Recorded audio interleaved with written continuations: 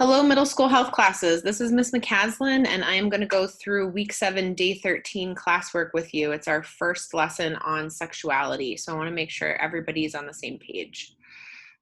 So here are some reminders. There's some notes that you can take as you watch. They are in day 13 of the week 7 section of Google Classroom. And there's no homework tonight because I made this lesson too long, so there'll be homework on day 14 instead. So a little review of our classroom rules, APPP, ATDSOM, that stands for asking, always ask questions, pass, you never have to read or answer questions if you don't feel comfortable in this unit, you can always pass. Protecting, make sure you protect other people's privacy and information about them if you know something, and also make sure you're protecting their feelings if they ask a question that you think is silly, or if we learn something that that other people are making fun of, you want to make sure that you stand up for other people and we don't make fun of anyone in this unit, okay? Or in any unit, but particularly this unit. Participating, please participate, and agree to disagree and stay open-minded. That's the most important thing for this particular lesson. So make sure that you are staying open-minded to learning new things for today and for the rest of the unit.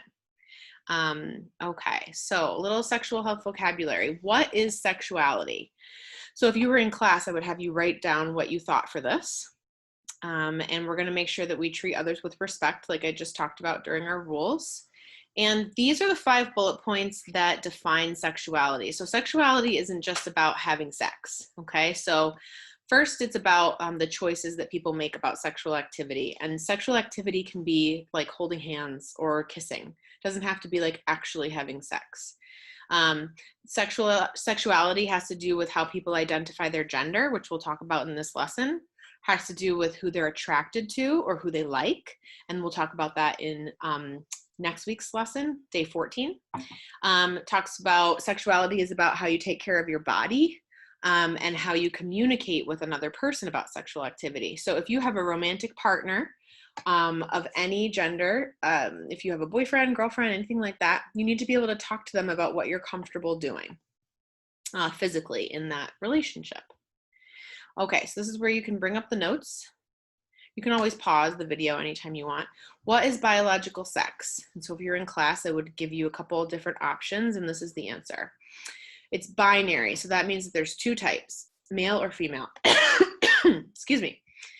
And so it depends on genetic makeup, meaning like your chromosomes. It depends on your sex hormones, and it depends on genitals. Basically, if you have a penis or a vagina, or testicles or ovaries. Okay, and so there is a little star here because what we're going to talk about now is intersex. Intersex, have you ever heard of this before? Think about it, or maybe you can ask somebody at home if they've ever heard of intersex. Intersex is when someone's external body parts developed differently from their internal organs. So they are called intersex. And we haven't learned about anatomy a lot yet, which we will, and then this may be more understandable later. But basically it means that if someone has a penis on the outside, they may not have testicles. They may not have sperm producing. They may have ovaries, which is what a female has, that has eggs in it. So someone may look like a boy on the outside, but they may look male on the outside, but maybe female on the inside. Or intersex can mean that someone is born with like a very smaller penis and like a partial vagina. So they're born with both.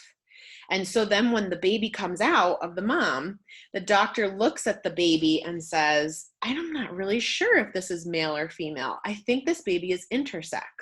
Okay. And so if you've never heard of this before, that's totally fine. But you need to know that this is something that happens sometimes. So this is a medical condition. It's not like a third choice, like male, female, or intersex. I mean, yes, it is a third choice, but like basically what happens is usually intersex people choose male or female once they get to be your age. So when they get to go through puberty and then they're like 10, 11, 12, 13, then they're like, you know what? I think that I've decided. But again, like that can happen later. Maybe someone wouldn't figure it out until they were a late teenager or in their 20s. And they would just grow up and they would decide when they were ready. So this intersex is usually changed to male or female when the person is ready to decide, and then that's done through surgery or medication. So now I asked the kids in class, do you think you've ever heard of intersex now that I've told you what it was? And some people were like, oh yeah, I have heard of that before. Okay.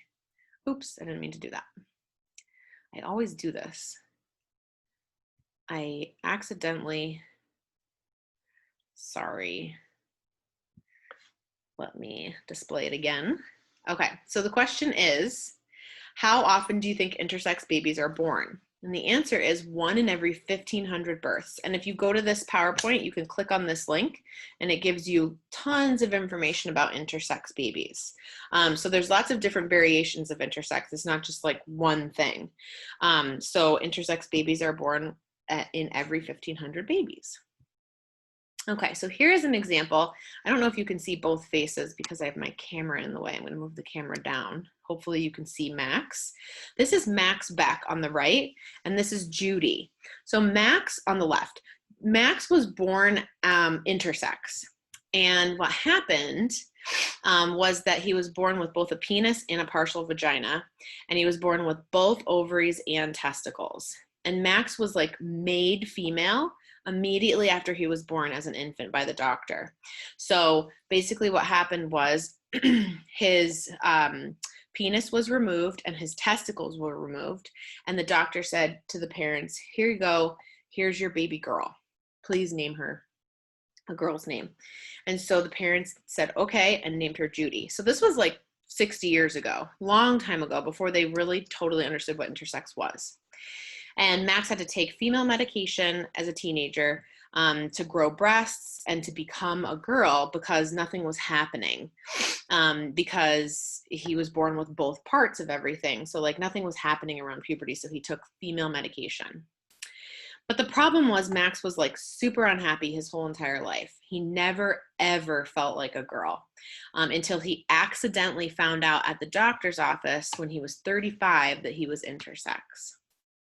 So then he finally found out, oh my gosh, I was born with a penis and testicles. That's why I feel like a boy. So now this is Max on the right, and he identifies as male. He identifies his transgender he identifies his gender as man. So he is a man. And his pronouns are he, his, and him. And he is now married to a woman and they have a son together.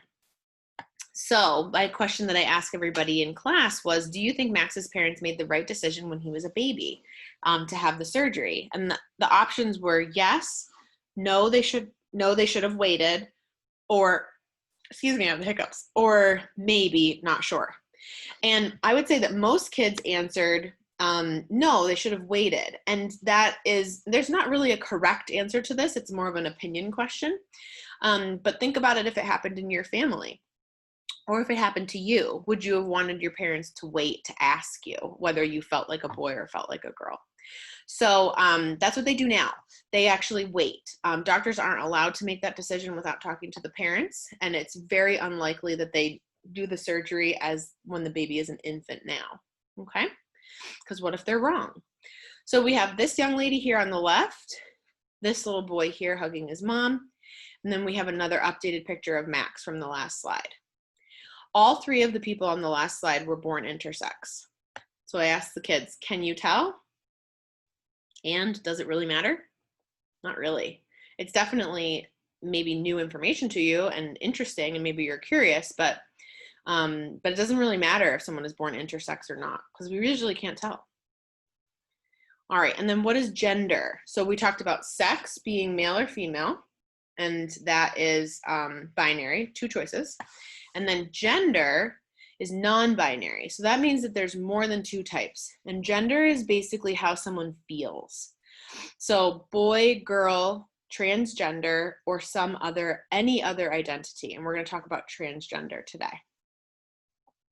All right, so just one more quick review. Biological sex, male, female, how you were born. When the doctor pulls the baby out and looks at it, biological sex is male or female. And then gender, there's more than 2 types, and this is how you feel, like when you close your eyes and you feel a certain way, okay? All right, so if you are cisgender, this term means that your biological sex and your gender match.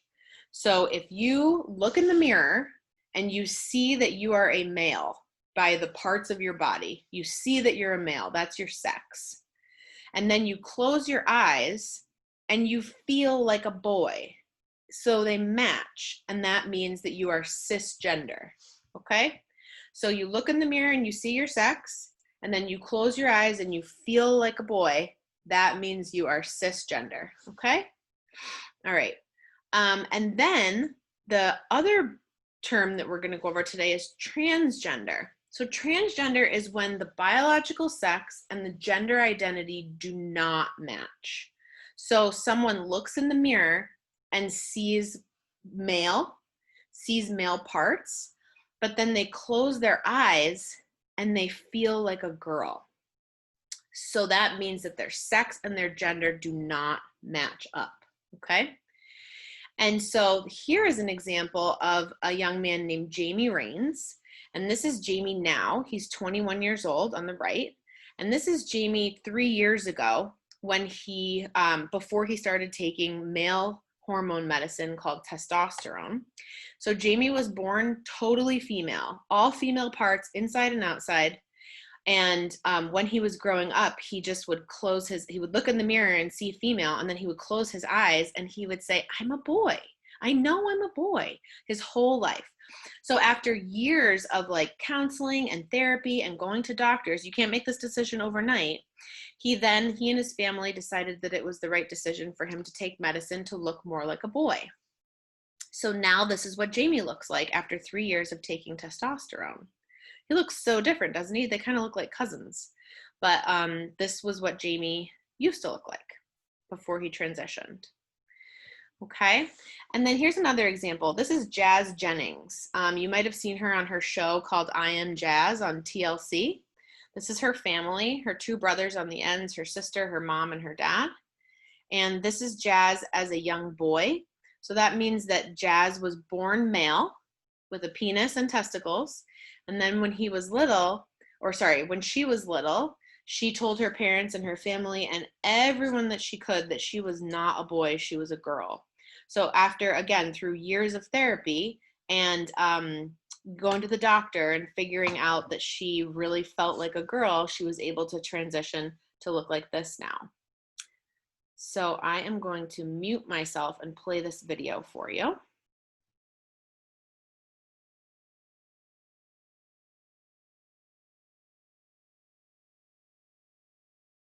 Circumstances. Jazz.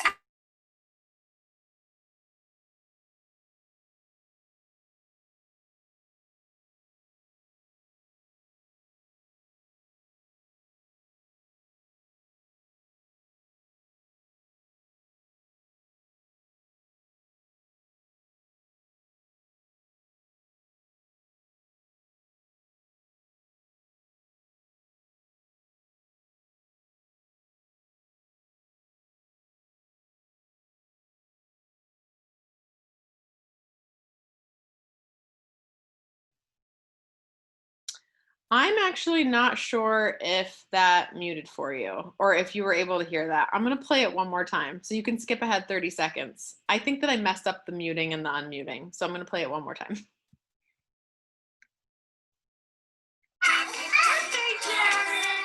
I consider us an ordinary family with some extraordinary circumstances.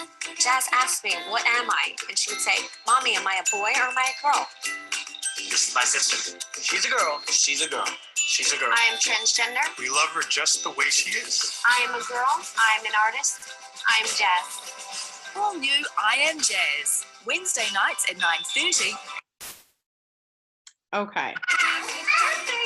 Sorry. All right, so this is Jazz again now, and this was her when she was formerly a male when she was younger. So this book is called I Am Jazz, and I actually have this book. This is a children's book that she wrote with an artist and another adult author, and she wrote this book to help kids understand what it means to be transgender. And I initially bought this for my nieces and my nephew so that they would know, because one of them had a transgender child in their class and they didn't understand it. And I thought, oh, I know the book to read. So you can go back to the slides and you can play this video so that you can understand Jazz's transition a little bit better. And I'm going to let you watch that if you want to go back to the slides and watch that. And I will probably play this in class next class. So I might play this in the video next class. All right, now we'll go to the last slide here for today. I don't know if you can see her, but this is Isis King, and she was America's Next Top Model a couple years ago. Isis is transgender, and she was born male. So she was born with a penis and testicles, and she was born totally male, but she always felt like a girl. So she transitioned right around puberty, like around your age where you're at in middle school. And this is an example of a person who went from being female and transitioned to male. So this is Balian Buschbaum, and he is a German Olympic pole vaulter. So he won the Olympics years ago, I think 2 times, as a female pole vaulter. And then after he won the Olympics, he decided to transition to becoming male. So this is what he looks like now. Okay, so he always, his whole life would see female in the mirror, and he would close his eyes and he would feel like a boy. So he finally transitioned. And this is the last one, Laverne Cox. She is an actress on Orange is the New Black and in lots of other shows and movies. And Laverne was born male and transitioned to female. And all the people on the last few slides were transgender. Can you really tell? And does it really matter? Same thing for intersex. So that was a lot of information. So if you have any questions, please email me and let me know. And if you would like to learn more about like gender identity and sexual orientation, which we'll talk about next class, you can go to these 3 websites or call either one of these free phone numbers to talk to somebody if maybe you're having any trouble with gender identity or sexual orientation. Okay, so one last time, there's no homework for tonight, and email me if you have any questions. Okay, we'll see you guys later. And I'm going to stop recording now.